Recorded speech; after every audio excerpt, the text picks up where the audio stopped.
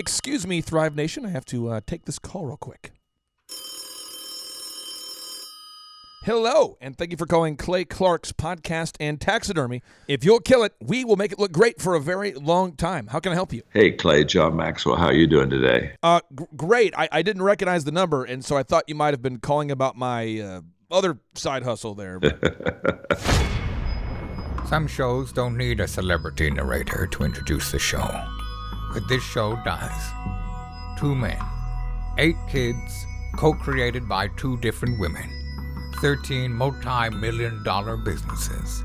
Ladies and gentlemen, welcome to the Thrive Time Show.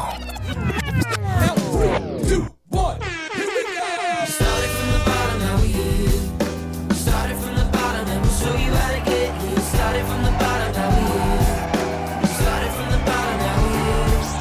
Started from the bottom, now we here. Yes, and yes. Thrive Nation, on today's show, we introduce you once again to Mr. John Maxwell. And John, we have a live studio audience in the background who is fairly excited for you to be on the show. That's our office staff here. Hopefully you can hear them on your end. Oh, I can hear them. Wow, they're wound up. They're ready to go, aren't they? Absolutely. They're excited for me to mute my mic and to just let you talk, my friend. Again, we're so excited to have you on the show. Since we've talked to you last, you've been working on a new book here. Can you tell us about the new book? Well, I'd be glad to. Thanks, first of all. You do just such a great job on Thrive Time, and so thanks for having me. This is an interesting. I've written a lot of books, but this one, the creation of this book was very interesting in how it happened. 25 years ago, about 28 years ago, I wrote a book called Developing the Leader Within You. And then afterwards, I wrote a book called Developing the Leaders Around You. And my publisher, HarperCollins, came to me and they said, John, we'd like you to, if you would, I mean, it's 25 years old, we'd like you to revise Developing the Leaders Around You. And I said, oh, I'd be glad to. So I went back into the book, and I hadn't, of course, looked at it for a long time, and I'd written it 25 years ago. So I went into the book, and I thought, oh my gosh, this isn't very good. I mean, wow, I've learned so much more than what I mean. It's always disappointing to read a book that's not very good, but it's extremely disappointing when it's your book. It's kind of like, right.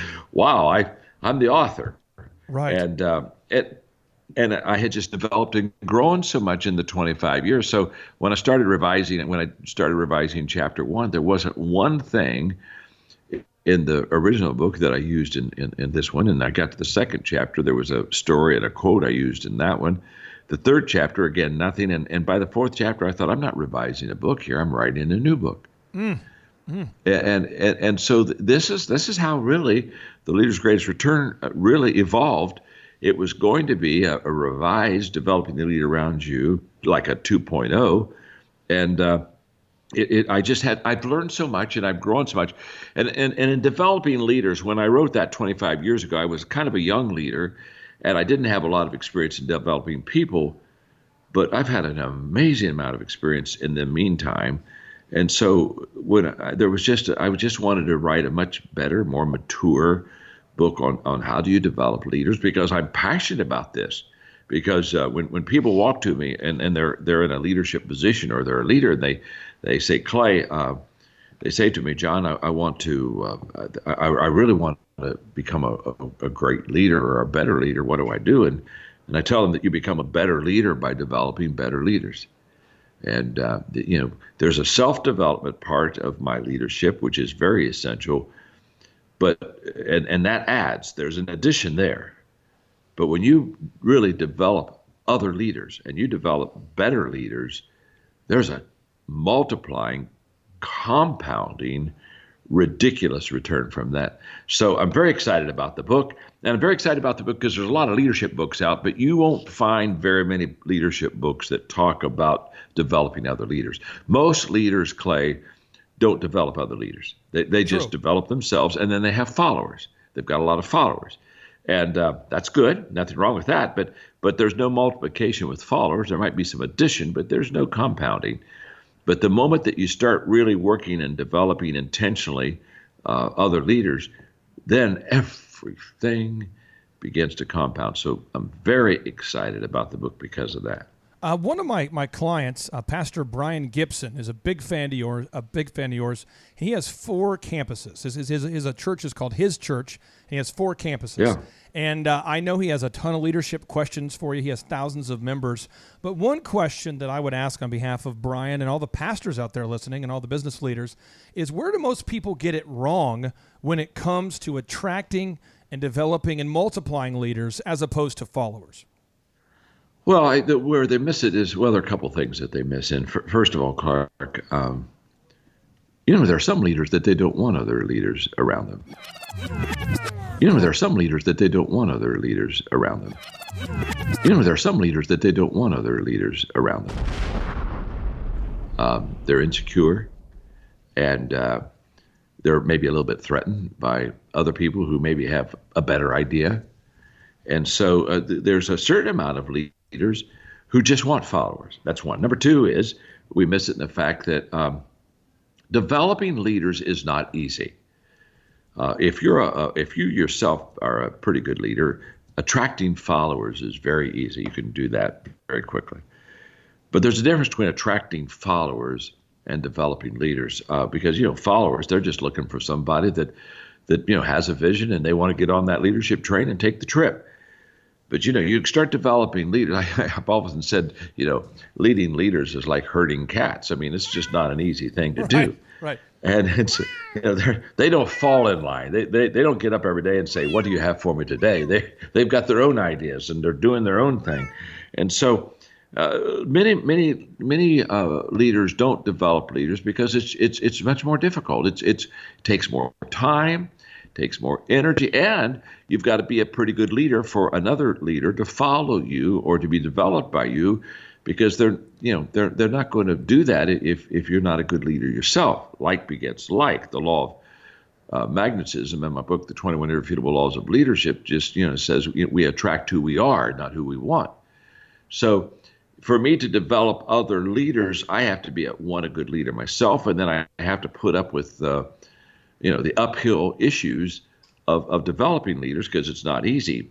But my friend Art Williams, who started Primerica, I love it when he would develop his leaders, and he built that incredible company. He would tell his leaders, he'd say, "I'm not telling you this is going to be easy, but I am telling you it's going to be worthwhile." There we go. Now, and that's what this book's all about, Clay. Chapter 1 of your book, you write about identifying leaders. Find them so you can develop them. What can readers expect to find in this chapter, and where do people get it wrong when it comes to identifying leaders so that they can develop them? Well, it's in the area of awareness of what a leader looks like, Clay. Because I have people all the time that say, we'd like to, raise up a bunch of leaders in our organization, or we need to recruit some leaders. And the question I always ask them is, well, I love that. I said, do you know what a leader looks like? 90% of the time, they want leaders, but they have never had a clear picture of what a leader looks like. And so in the book, I talk about you've got to have a clear picture. If you don't know who you're looking for, you don't know if you're going to find them. And it's kind of like when I go to the airport and people don't know who I am, so they have some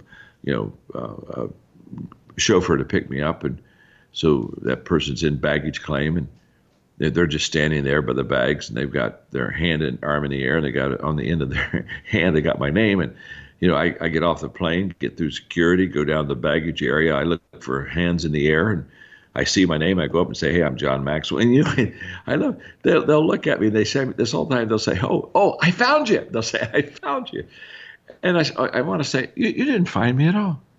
I found you. All you did is stick my name in the air and hope. I could have walked right by you, and you would have never known that."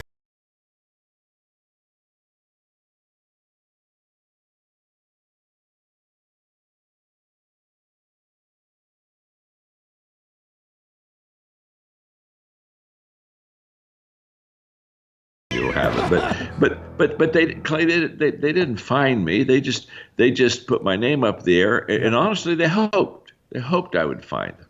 And hope's not a strategy. But I have other people, they pick me up, and they either have a book with my picture in it, or they get and they're so they're looking for, they know what I look like, and so all of a sudden they say, hey, you're John Maxwell. Hi, I am.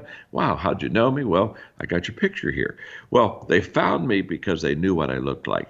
In chapter 1, I talk about what does a leader look like, and I talk about awareness, and I talk about 6 A's there that you kind of look for that just helps you know what a leader looks like. So chapter 1 is all about helping the reader know what a leader looks like, so they know who to go get. For a guy like Pastor Brian Gibson, and I want to harp on this because his church is exploding. I mean, it is growing.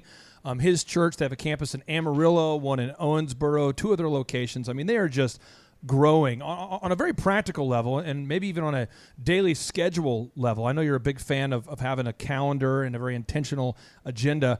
How does a guy like Pastor Brian go about developing leaders? Should he have like a weekly class? Is it a monthly class? Is it a daily thing? How can he develop leaders?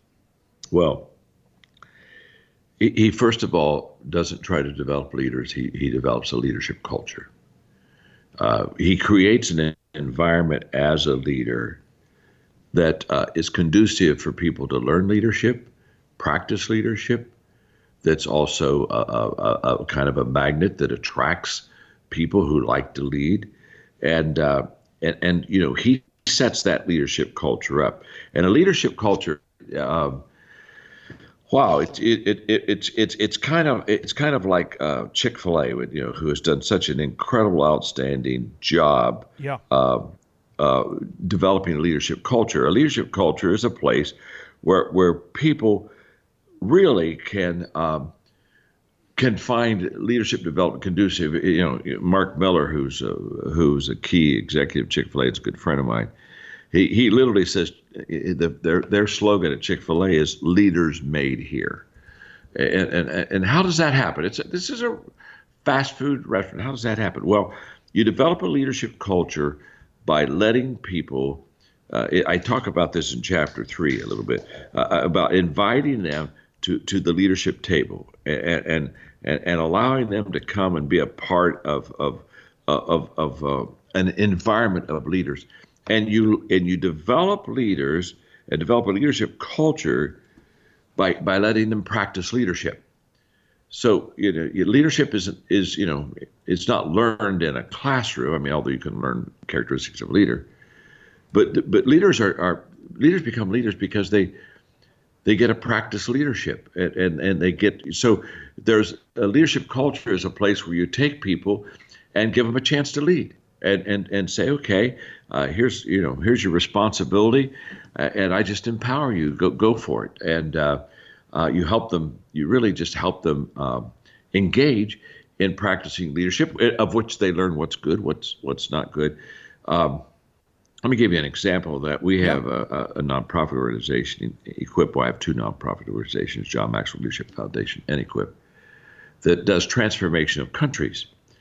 We're invited by the presidents of countries to come in and teach values to the country to help bring positive change. And so we're in 3 countries now. We're getting ready to go into 2 more countries, and we have 22 presidents of countries. Wow. Who have sent us letters. I mean, that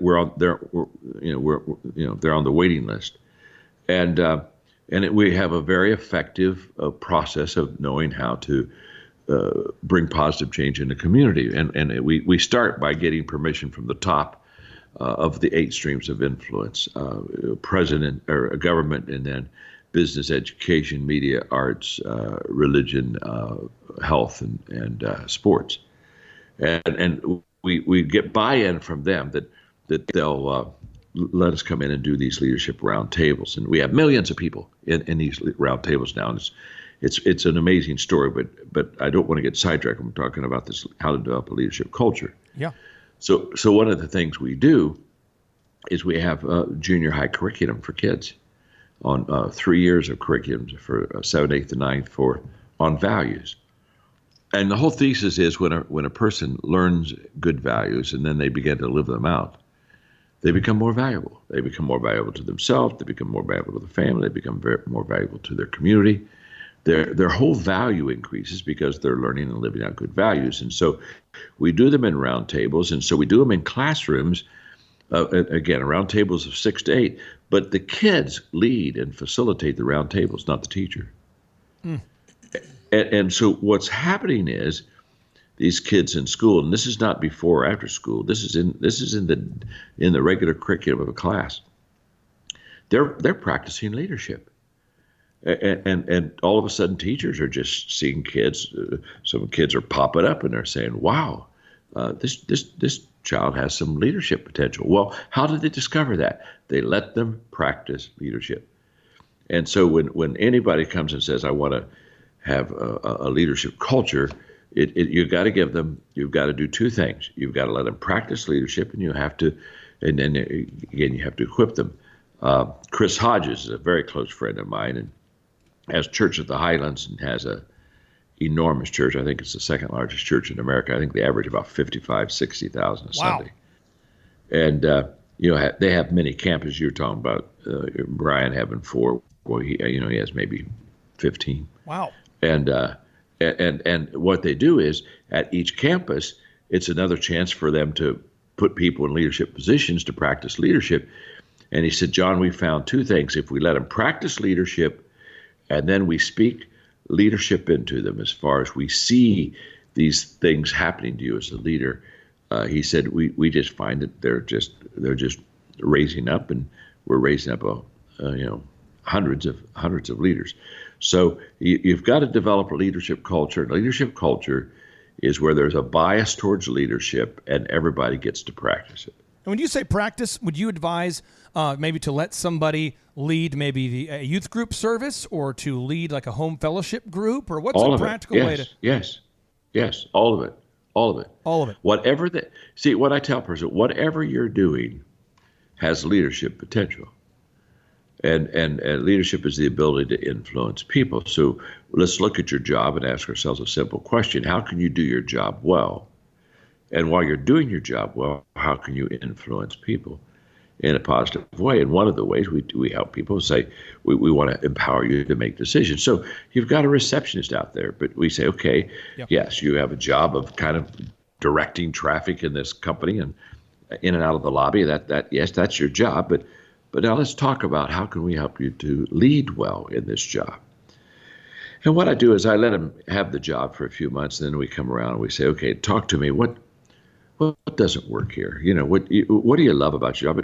What's not working? What frustrates you at this front desk here? And they'll tell you what frustrates them. And almost everything that frustrates them is because they haven't been empowered to be a leader. And they may say, well, I've got a person waiting in the lobby sometimes for 30 minutes, and I'm kind of embarrassed about that. And so we say, well, we're going to empower you to do some leadership with them. Go over there and serve them. Ask them. Can I get you a cup of coffee? And we just empower them to make decisions on the job, which positively influence people, which is practicing leadership. And every job has that. And the problem is, too many times we look at our job as a job and don't see beyond the things that we're required to do. And in fact, I had in the book, in this book, there's so many practical things I have in the Leader's Greatest Return. But one of the things I teach is the fact that in our companies, I have 7 of them, but in our companies, we teach our people when we give them a job, we say, now, we want you to do your job with excellence, but we really want you to work yourself out of this job. When we give them a job, we say, now, we want you to do your job with excellence, but we really want you to work yourself out of this job. When we give them a job, we say, now, we want you to do your job with excellence, but we really want you to work yourself out of this job. So you do excellent, but while you're doing excellent, go start developing people to do your job and find somebody of that group that you develop that can do this job really good. And when you can develop somebody to do your job, you come and see us, and if we agree with you, we'll give you another job. And the saying has been, work yourself out of a job and I'll give you another one. But if you can't work yourself out of the job you have, I'll take it away from you. And that just develops a huge leadership culture. Mark Cole, who runs all of my 7 companies, has had 9 different jobs. 9. He started in the stockroom, but he worked himself out of a job, and practiced leadership, and he practiced leadership all the way to the top. Now, John, I want to ask you this next question with the subtlety that only a megaphone can provide. You've written 84 books. I repeat, you've written 84 books, and you own 7 companies. How do you create the time needed to write your books? What is your process for writing the books? Because there's so many business leaders that say, I can't find the time to do it. I'm just overwhelmed. I can't find the time to write my book. How do you find the time to write 84 books while running 7 companies? You've written 84 books. Yeah. Wow. Okay. Back to you, sir. Which is nothing except it proves you're old. I mean, you can't write that many books if you're young. It takes a while. So it just means I'm an old man. But it also, when you ask how do I do that, I'm very intentional, and every day I do 5 things. Every day I read, every day I think, every day I file, every day I ask questions, and every day I write. I'm very intentional, and every day I do 5 things. Every day I read, every day I think, every day I file, every day I ask questions, and every day I write. And the reading, the thinking, the filing, the asking questions are all resources for me to write books. So every day I read, and then I take what I read that's good and I file it so that I don't lose it, and then I think about what I file, and I say, okay, how can this help people? And sometimes I immediately know what the answer is, and so I put it in somewhere where it's a potential book somewhere down the road, and then I ask questions continually, because whatever I'm writing on, whatever book I'm writing on, I ask questions on that subject. So when I was writing The Leader's Greatest Return, when I was with the leader, I'd say, now talk to me how you develop leaders. What do you do? And I just ask questions, and I get more answers and get more enlightenment and become more aware. But then the key is every day I write. And somebody says, well, what do you mean by every day you write? What I mean is every day I write. I don't ever miss a day. Where do you write, and what time of the day do you write? Well, I write everywhere, because every day I write and I travel. So I write in hotel rooms, and I don't even use a computer. I just use a legal pad and a 4-color pen, and I prefer. I don't always get to do this, but my preference is writing in the morning. I'm a morning person, and so 4 o'clock to 5 o'clock in the morning, sometime there, I'm up, and 4 o'clock to 5 o'clock in the morning, sometime there, I'm up, and 4 o'clock to 5 o'clock in the morning, sometime there, I'm up, and I get in some good writing. Nobody wants to talk to me at 4:30 in the morning. Yes. Well, real quick, I love this, John, because I've interviewed so many super successful people, and all of you guys are up before 5 a.m. Can you help somebody out there who says, John, I want to be successful, I'm just not a morning person? What would you say to them? Well, I tell them that they can be successful and not be a morning person, but they increase the odds of not doing that well. Because first of all, if you're a night person, then write. If you're a writer, write between midnight and 3 in the morning. I don't care. Nobody wants you at that. Nobody wants you at that time either. But you gotta ask yourself what am I? Which I happen to be a morning person. But here's the key.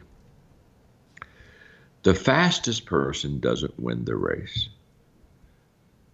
I was with Gail Devers having dinner one night, and of course she was a big Olympic champion, won medals in 3 different Olympics, and probably a female track star in America, probably the #1 athlete in Olympic history.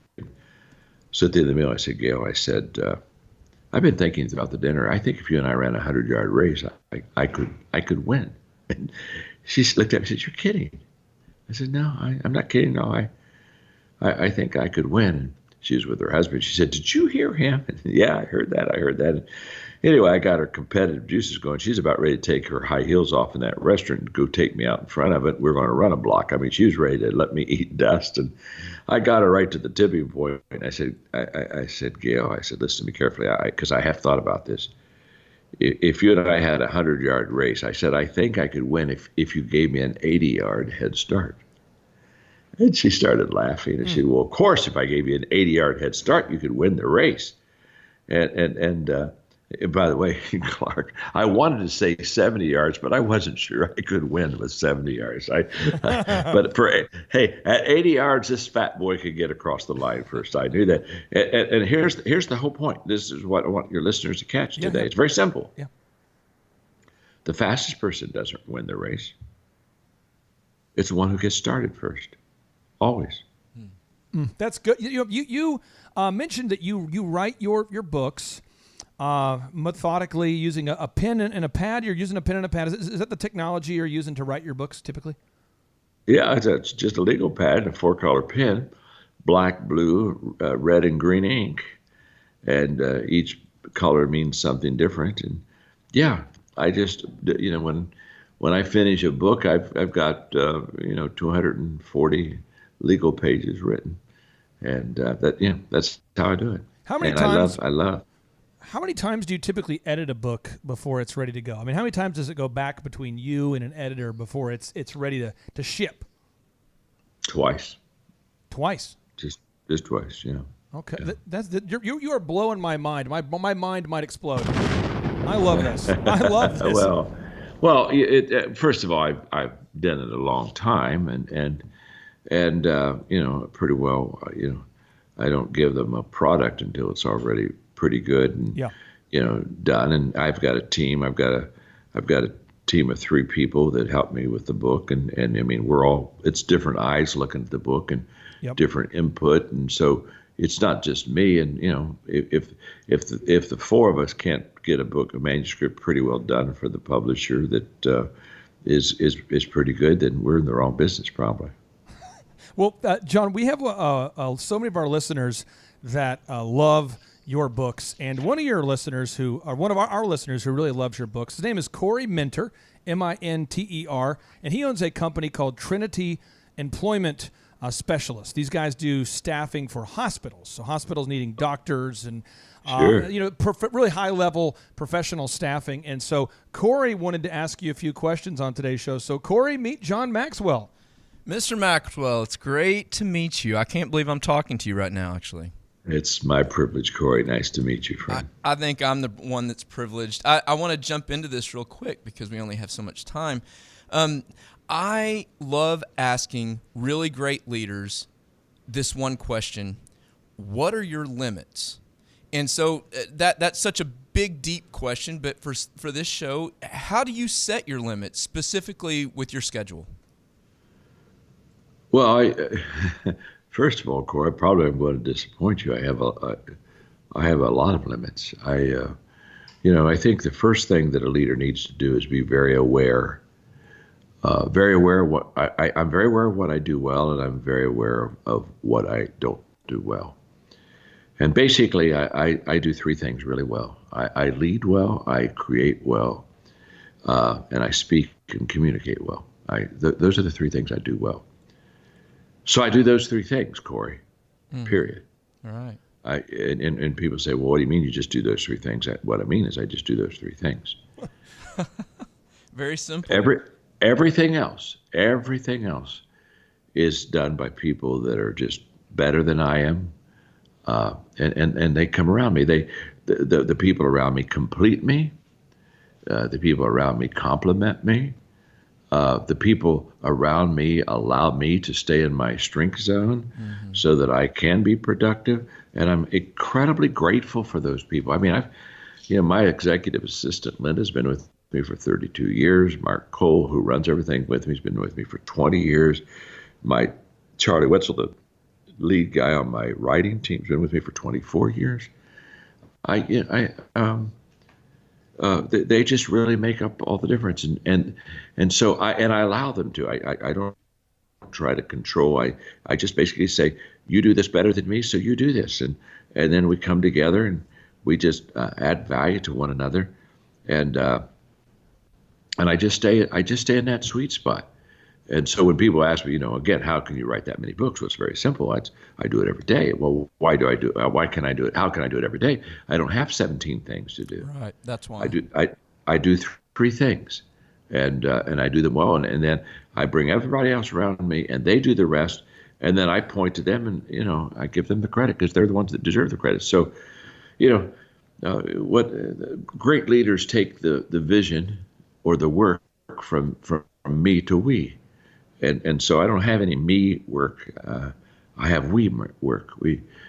Everything that you see that I do is a result of a lot of people who care for me and are very competent that just allow me to be good.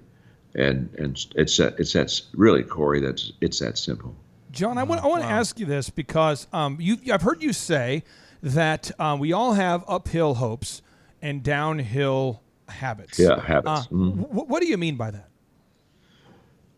Well, what I mean by that is that I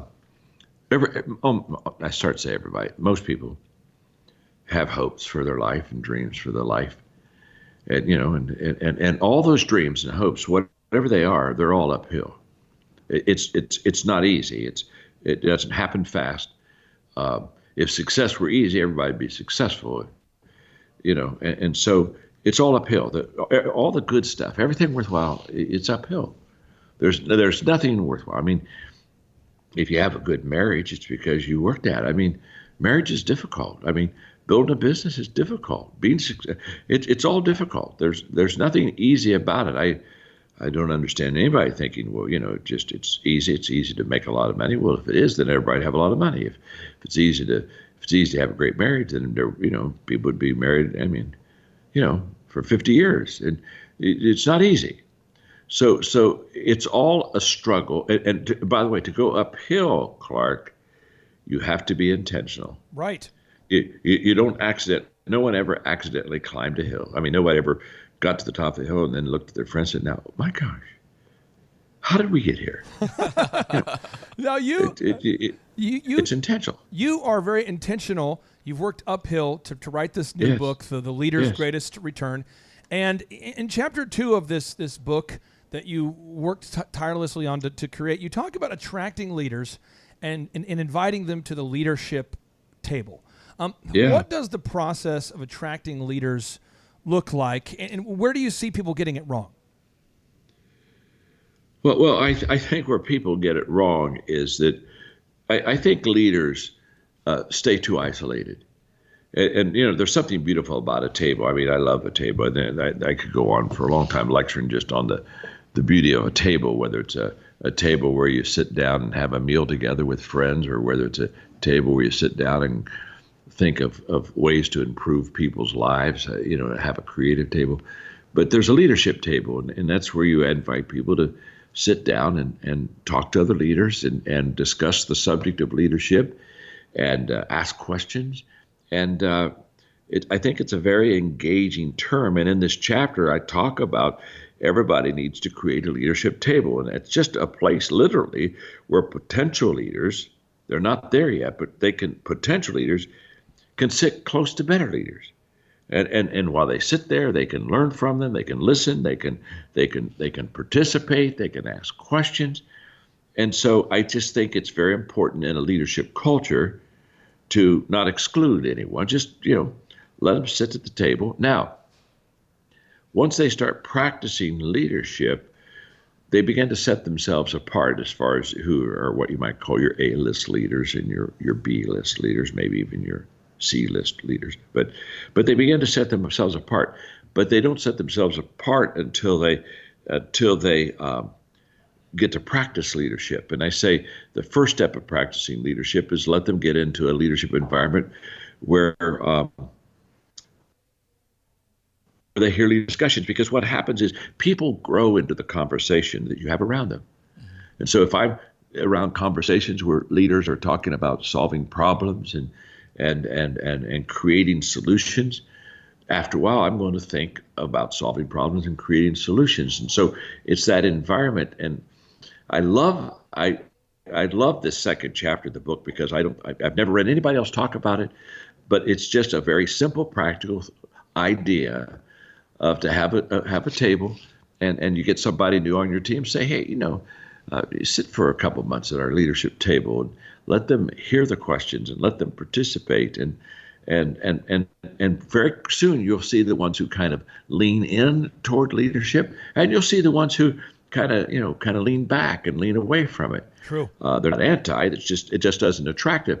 And so you begin to visually see who your potential leaders are going to be, and then that's when you begin to invest time in those potential leaders to get your return. Well, John, we've got a kind of a virtual leadership table here, and Corey has another question for you. He's just a huge fan of yours. And Corey, just feel free to see if you can paint John Maxwell, the leadership guru, into a leadership corner. See if he can fight his way out of it with his ninja leadership skills. Oh, I'm going to try. I'm going to try. Thank you, Clay. At this point in your life, John, who do you most want to help do what? Just Cubans or Americans, or who do you think? Well, first of all, my mantra is that I add value to leaders who multiply value to others. So everything I do has a bias and an intention toward developing leaders. So, Corey, I have a nonprofit organization that for 19 years just trained leaders around the world, and we were pretty successful. We trained 6 million leaders in every country of the world and became the largest leadership training company in the world. It's amazing. And when we finished that, we went back to the table and said, okay, let's help these leaders know how to lead now. So they know leadership skills and leadership principles. Let's help them become transformational and bring positive change into people's lives, which is beyond just knowing how to lead. So we now are focused on transformation in countries. We started 7 years ago in Guatemala as our first country. We only come into the country when the president of the country invites us in. And we're now in 3 countries. We're going to go into 2 more this year. And we have 22 presidents and prime ministers of countries that have invited us by letter in to come in and do leadership transformation. And so we do that through small groups, through what we call transformation tables, group of 6 or 8. And over the course of time, they discuss 16 different values. And what we've discovered is when people learn good values and they live them, it begins to make them more valuable, makes them more valuable to themselves, makes them more valuable to their family, to their community. And so we're doing country transformation. And then next year, I'm going to launch community transformation in America. And I have a coaching company that has 30,000 coaches. It's the largest coaching company in the world in 162 countries. And we add, oh my gosh, we add 150 new coaches every week. Wow. Wow. And so it's amazing. If any of your listeners want to know more about it, just tell them to go to JohnMaxwell.com and look up we have it's called the John Maxwell team. But I'm mobilizing those people that, Jack Welch and I had a conversation several years ago in which we were talking about legacy, and he and I came to the same agreement that legacy is not in a company or an organization, it's in people.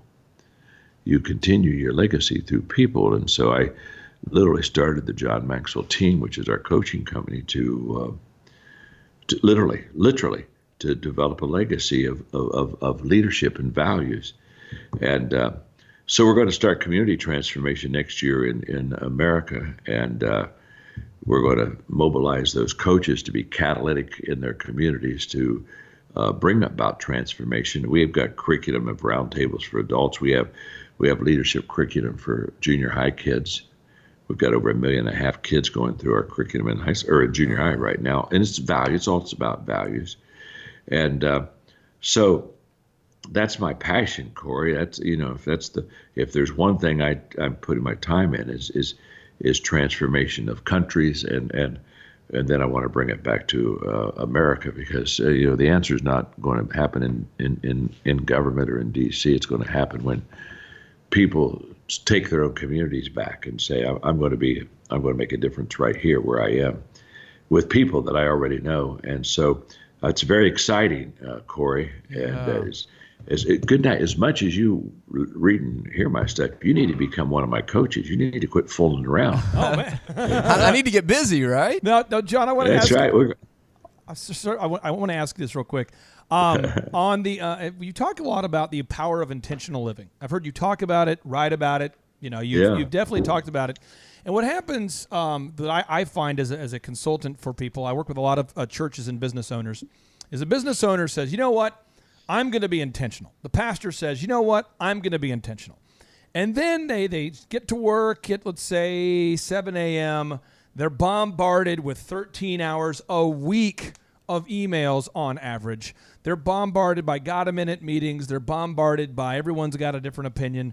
What advice would you have for the pastors out there who have a church of 1,000+ members and they've become reactive? They used to be proactive. Now they're very reactive. Because you come from the ministry world, what advice would you have specifically for the pastors out there about being intentional about their church after they grow over 1,000 members, that it can become easy to become reactive by default?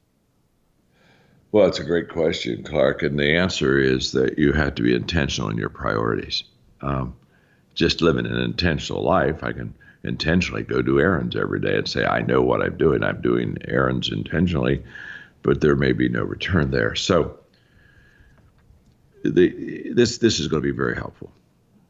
When I went to San Diego and I, for 14 years I pastored a large church. In fact, it was written up as one of the 10 most influential churches in America.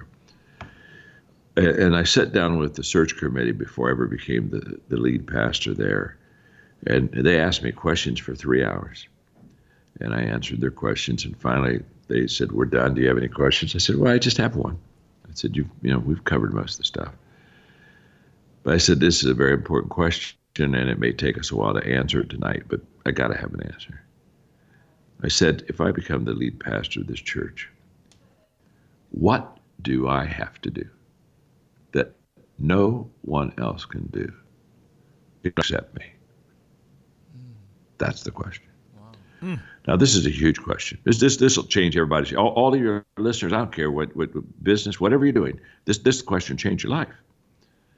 And of course, in the beginning, they gave me a whole bunch of stuff that I had to do, and I followed the founding pastor. So everybody knows anything about a founder. Founders do everything, and I knew I couldn't build. The church had stagnated for a dozen years, and I knew the problem. The problem was that they weren't intentional in their priorities enough, and so that became a 2-hour discussion, Clark. And when we finished, basically they said I had to be responsible for the health of the church. That's fair. They said I had to be the primary communicator on the weekends. That's fair. They said I had to obviously be responsible to live a good life, a good moral life, etc. That only I can do that. That's fair. And then they said I needed to be responsible to develop the staff, and that's fair. And that's the only 4 things I had to do that I couldn't delegate: equip, empower someone else to do. So now that's on my list. That's my list. Got it. Maxwell has to do those every day, be intentional with them. Everything else is not on my list. Everything else, I'm going to find people, equip them, develop them as leaders, and they're going to have it. It's going to be theirs. And so I spent the first 18 months getting all those other things handled by other people, of which I didn't do any of it. And then I just stayed in my sweet spot of those 4 things. And I never had to be reactionary because I had everybody. You get reactionary when you don't have anybody else to carry the load except you, and that's a leadership issue. Hey, that's the reason I wrote the book, The Leader's Greatest Return. You've got to develop other leaders to help you carry that load. John, a smartphone can make people dumb. Again, a smartphone can make people dumb. According to Nielsen Media, the average person is now interrupted by or interacting with their smartphone 11 hours per day, which to me seems just crazy. 11 hours per day. What would you say to a business owner out there or a leader of some kind who has found themselves surgically attached to the smartphone, which is interrupting them constantly? What would you say to that business owner who's trying to lead a staff meeting but can't stop looking at their phone and all the emails coming in, all the interruptions? What would you say to them? I would tell them that they don't prioritize well, and they're very discourteous to the people that they're trying to give their attention to. What would you say to that business owner who's trying to lead a staff meeting but can't stop looking at their phone and all the emails coming in, all the interruptions? What would you say to them? I would tell them that they don't prioritize well, and they're very discourteous to the people that they're trying to give their attention to. What would you say to that business owner who's trying to lead a staff meeting but can't stop looking at their phone and all the emails coming in, all the interruptions? What would you say to them? I would tell them that they don't prioritize well, and they're very discourteous to the people that they're trying to give their attention to. And I mean, this isn't a complicated question.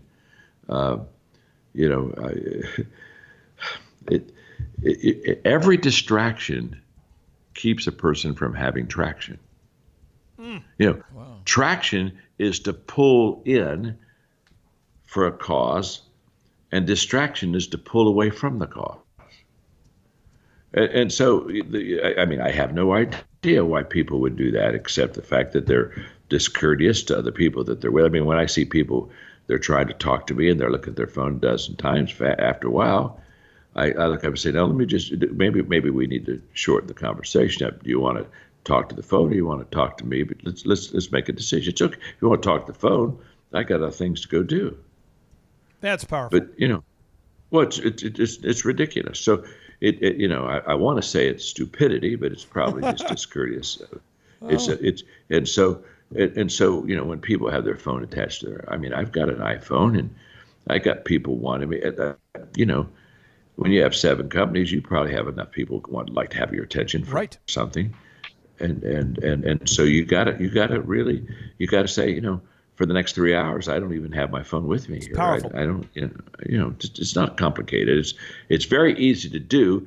I always tell people they get distracted because they've never gotten enough traction on what they really want to accomplish in life. When you know what you want to accomplish in life, you really don't care about that other stuff.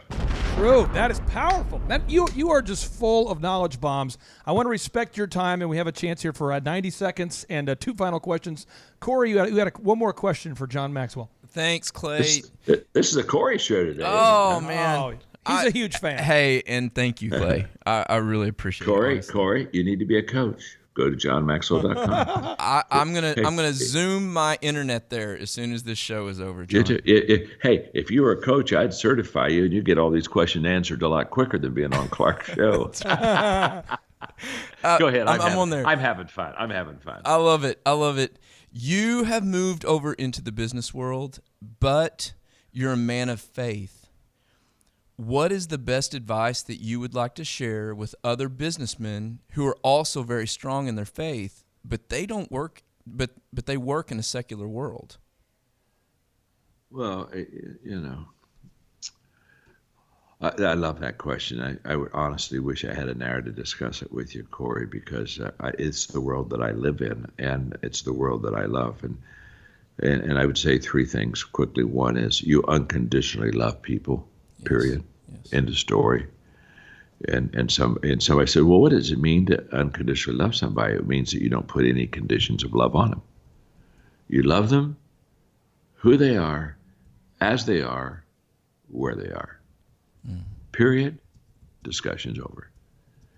That's the first thing.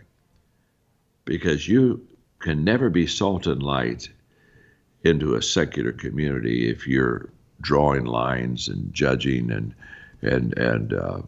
trying to fix people. Christians love to fix people. I don't know, last time I knew Jesus saved, but anyway, they're trying to fix people. So unconditionally love people. That's number 1. Number 2, become excellent in your field of business. In other words, with fellow believers, the relationship we have through Christ pulls us together. That's not true in the business community. Right. you don't get a relationship first. You get respect first, and then you get the relationship. And you get respect from being able to help people and provide and meet needs and being excellent in exceeding expectations. So unconditional love people get respect through exceeding expectations. And number 3, intentionally add value to them every day. And this is what connects you relationally to people when they wake up one day and say, John is just, he's an asset to me. He's an asset to me. He's constantly helping me and making a difference in my life. And that's the relational connection you get that hopefully in the right time, in the right place, you have an opportunity to share faith with them. But those 3 things are essential. John Maxwell, I appreciate you so much for taking time out of your schedule to invest in the lives of our 500,000 listeners. It's just been an honor for John Maxwell Part 2. Again, thank you so much. Thank you, Clark. Have a great day, and blessings to all your listeners. And if you're out there today and you've learned something, I encourage you to buy The Leader's Greatest Return. Maybe you need to not buy a regrettable burrito today at your local convenience store. Maybe you need to fast for one day in a row. Save the $20. Buy the book, The Leader's Greatest Return. I'm not going to say, John, people out there are being cheap if they don't buy the book, but I would just say, some would suggest I should say that you're being cheap if you don't buy The Leader's Greatest Return. What an incredible book. Pick it up right now. John, you take care, my friend. Thank you, Clark. Blessings. Happy New Year. Thrive Nation, that was the GOAT of leadership development, the number one, the greatest of all time in the field of leadership development, John Maxwell. A lot of times people get fired up about what somebody says, and then they want to get they want to get a tattoo of their favorite Bible verse or their favorite quote. I want to embroider those knowledge bombs on my forehead. The stuff he just taught was awesome. I mean, he talks about how as a leader, you've got to turn your smartphone off in your staff meetings, or you're being discourteous or poor at your prioritizing. I mean, he talked about turning your phone off in the meetings. He talked about how to develop leaders. He just explained to you that he gets up at 4 a.m. to write his books. He just explained to you every day he does 5 things every single day. This show was hot. However, it was Napoleon Hill that once said that action is the real measure of intelligence. Again, action is the real measure of intelligence. So don't be just a hearer of this show, because Thomas Edison once said that vision without execution is hallucination. Remember, action is the real measure of intelligence, according to Napoleon Hill, and vision without execution is hallucination, according to Thomas Edison. So let's not hallucinate. Let's not be unintelligent. Let's go out there and implement what we've learned. Let's be both hearers of these words and doers of these words. And I encourage you to take notes today, put it into your calendar. What gets scheduled gets done. You can absolutely live an incredible, epic, super successful life, or you can just be the guy who knows a little bit about everything, but who never actually implements anything. Let's go out there and be hearers and doers. Share this show with a friend. And now, without any further ado, let's end this show with a big Thrive Time boom. A big boom. Because boom stands for big, overwhelming, optimistic momentum. It's big, overwhelming, optimistic momentum. And now, without any further ado, here we go. 3, 2, 1, boom! Frick! What time is it? Where are my pants? Just turn. Oh, yes, it's time to rise and grind. Oh, yes, before the rooster crows. Oh, yes, it's time to rise and grind. Oh, yes. I wake up at 3 to get it all done. Got money on my mind and my wife's number one. Countercultural cause I am a Christian. In it for the long game or nothing. Get rich quick, nah, I don't do it. But if you got a real goal, I'll help you pursue it. Like Robbie Schneider, I'll be saying you can do it. You can do it. You can do it. Have to seize the day at Carpe Diem, son. If you ever want to make them Benjamins. Success requires self-discipline. Self-discipline. Self-discipline. I just said it 3 times in a row. Cause if you're looking for a real hero, you gotta look in the mirror, my bro. Will you be a victim or a victor? I think we're missing it all. how bizarre. The resources you need aren't very far. You gotta get 3 jobs like I once did. Target, Applebee's, and DirecTV. Which meant I never watched TV, cause I was on my grind like a 2-3, or like that 12 to the TB. Do you feel, man? Like a petting zoo. Stick to your goals like glue. Like 80 hours per week pursue. And I am so to the serious, because I ain't smoking delirious. I'm aware of cause and effect, and I know that your life could be wrecked, or your life could be good and great. So what will you do today? Will you fill the schedule with nothingness, or the middle with somethingness? While you're waiting for Santa and an elf, this just in, you could be helping yourself. Say no to the handouts, cause they hurt your pride, when you could be out working the other guy. What? When you could be out working the other guy. Who? When you could be out working the other guy. Yes. Oh yes. It's time to rise and grind. Oh yes. Before the rooster crows. Oh yes. It's time to rise and grind. Oh yes. Everybody singing now. Oh yes. Oh yes. It's time to rise and grind. Oh yes. Before the rooster crows. Oh yes. It's time to rise and grind. Oh yes. Verse 2 is short and life is 2. We better get started cause there's no redo. 38, ain't it great? I'm half dead, dude. I'm half dead, dude. Well, hell's bells. I'm gonna go take a nap.